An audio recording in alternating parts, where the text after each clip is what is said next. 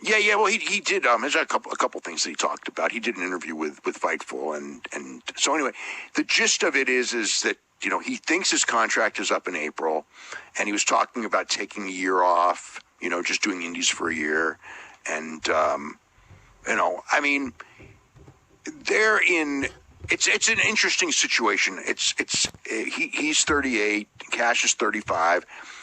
I would not think that it would be a good year to take off in the middle of a wrestling war, but a lot depends. I mean, where we are in April, because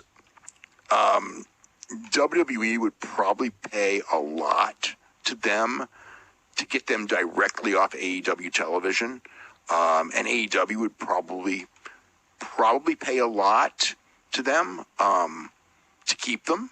I mean, maybe they wouldn't. I can't say that for sure, but I think they would. I'm sure WWE would. And it's at this point, I just see it as way too much money. And I know money's not everything, but I just see it unless like they're hurting and they just really want. But AEW schedule's not that. I don't want to say it's not that taxing because the style's very taxing, but the schedule's not that taxing. So if they want to spend like time with their kids and just be and not work a lot of dates, they could do that with AEW, and they could still do the indies they want to do. If they want, could they make more money in WWE? I mean, I would think they could make as much, depending on how high Tony Khan would go. Because with both sides now, I mean, it's not like, you get this bonus or that bonus. I mean, when you're in WWE now, I mean, basically, you're making. You can't sign a contract for $1 million, just say. You're making $1 million. There's not a Saudi bonus. There's not a pay-per-view bonus. There might be if you're Roman Reigns, but basically, even unless you're, I don't know, the super merch sale guys probably would get more, but most of the guys, that's not the case. Most of the people are making what their contract says right now. And AEW, again, I don't know, would they go, how high would they go? But AEW can match probably, if they want to match, they can match anything. Would they want to? Again, I don't know what the situation would be, but there's too much money in the game right now and too much where I can't see them not going one place or the other. I know that you may want to tactically go like, hey, we'll take a year off and wait, because perhaps a year later, the salary structure will be even higher if it's more competitive. If it's less competitive, it probably won't be. But if you're going to gamble on the idea of, I don't want to sign a 3-year deal next year, because if WWE gets a big increase in TV revenue, and most feel they will, then they'll have more money to play with. And if AEW gets a big increase, and I don't know they will, if WBD was in a different situation and it was just, Warner Media as it was before the merger or the proposed merger and everything like that, I would think that they would be getting a big increase, in which case the money that they could afford to pay and that they would be paying talent would probably go way up after the new deal.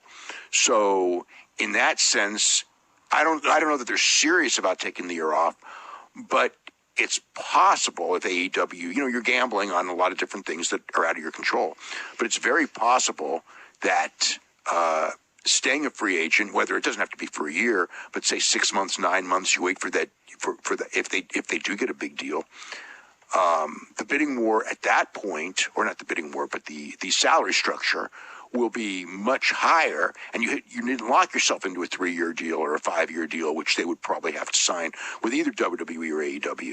So there's a lot of things. But then again, here's the other flip side, is if they go in there and they say, hey, we're looking at leaving, and you're AEW, you've got this roster full of people. And I know they're very, very talented, but I mean, if it was me and I thought they were leaving, I would just say, hey, you know what? I got a lot of young guys that they're not as good, but if you guys are leaving in April, I'd rather push them. So And maybe, and maybe he's saying it to get a push now with the idea of, hey, if you don't push us, we'll leave. And that may work too. So there's a lot of different ways of looking at it. I guess the question I got to ask is, he said they may be up in the spring. He's not sure. He acted like he wasn't sure. I don't even exactly know what that means. But, a lot of guys don't really know because the thing is I can understand if you were injured for a while and there's a rollover and so you're not sure exactly what. No. Everyone who's injured, you can be held to a longer time. I don't think they've been out for a long time due to injury, have they? I don't think so. I don't remember a long injury for these guys, no. So, yeah, I know that's what he said. The other thing that he said that I thought was really interesting was when he's talking about Punk. And Punk's an interesting character, of course. We talk about him all the time. And, I mean, one of the things, it's that kind of ad hominem kind of thing where you just go, oh, everybody thinks Punk's a monster, and he's really not a monster. And it's like, I don't, or he's just this bad guy and this and that. And it's like, everyone's got their good and everyone's got their bad, and everyone's got their thing. And I mean, I can see where, I don't want to get into a whole long thing about, old school wrestlers, new school wrestlers, experienced veterans, telling people what to do. Some people listen, some people don't. A lot of guys get told stuff by veterans and don't listen and end up doing very, very well for it and make their names because they didn't listen to people. A lot of the most successful wrestlers were told what you're doing will not work.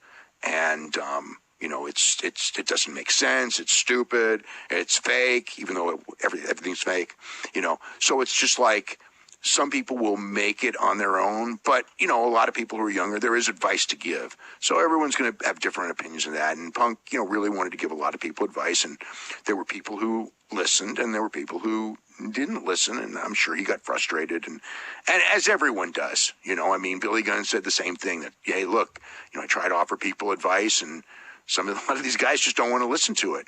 And, that's always been the case. I just remember, I remember having a conversation with Sean Waltman once, and we would joke about, because he's now a veteran and an older guy, and he's in his 50s. But when he was 20, he goes, all the veterans used to tell me, don't do this, don't do this, don't do this. And, of course, I didn't listen. And some of their advice was good. A lot of it was. And I didn't listen to, and some of it wasn't good because if he listened at his size, he never would have made it in wrestling, doing old school wrestling when he was, 190 in a business of giants. He had to do the stuff that they said will hurt you and kill you and everything like that. And he goes, now he's at the certain age and he goes, I tell guys, from my experience what to do. And he goes, and of course I know they won't listen because I didn't listen at that age either. So it's just kind of like, but that's the cycle. That's the cycle of life. So, but anyway, when it comes to, the one thing that was so ironic with Dax when he did that interview was he said, the one thing with Punk was, his door was always open to anyone at any time who wanted to come in. His door was always open. And the irony of that is that this whole thing from the Punk side was, they shouldn't have come in his door. You know what I mean? And even though he that night said, if you want to have anything to say to me, come see me. And the whole argument was they had no business going in that door at that point. And it's like, wait, isn't this the guy who said my door is always open if you want to have a discussion? So anyway, that was... Well, it's not even that, but as we mentioned before, the other argument was, well, clearly he was angry, and we were in that room, and he didn't leave angry.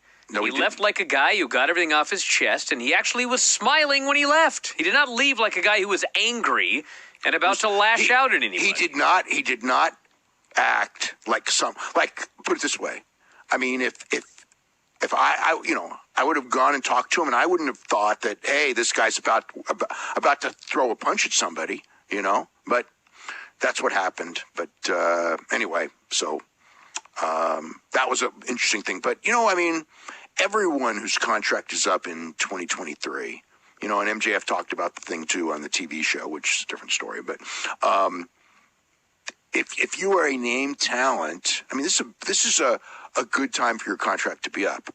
2024 may be a better time or maybe a worse time. Again, there's no guarantees, but it's a good time right now to be a free agent. Like I say, unless you're, for the most part, I would recommend to people sign the shortest deal that you can get. Most of these companies, WWE and AEW, they probably are not going to let anyone sign, that they care about for less than 3 years. So go for the 3, fight for the 3, don't go for the 5. Of course, it's a gamble. If something happens bad to AEW and there's no competition and you sign for the 3, maybe. But even then, I don't see salaries going down. I see them continually escalate. No matter what, they're not going to go down because they don't do it in any sports. But like I said, if you sign for 5, the salary structure will probably be way up by your 3rd year. So fight for 3 years. I would say that to anyone looking at being offered a contract. And the companies, if they want you, they're going to fight for 5, and they should.